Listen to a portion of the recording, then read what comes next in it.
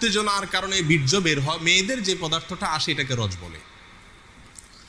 এই রজ এটা পান করলে কোনো রোগ বালাই আর শরীরে থাকে না, এটা বাউলদের বিশ্বাস। আমাকে মাফ করবেন, আমাকে একটু বেহায়া হতে হবে। বাউল সাধনা সম্পর্কে এমন কিছু কর্মকাণ্ড তাদের আছে যেগুলো আমি না বললে আপনারা বুঝবেন না। আমাদের দেশে মানুষ জানে না, অনেকে ম্যাক্সিমাম লোক। আমি ব্যক্তিগতভাবে লালনের আখড়া থেকে নিয়ে ফকিরদের বিভিন্ন আখড়া ঘুরে ঘুরে দেখেছি।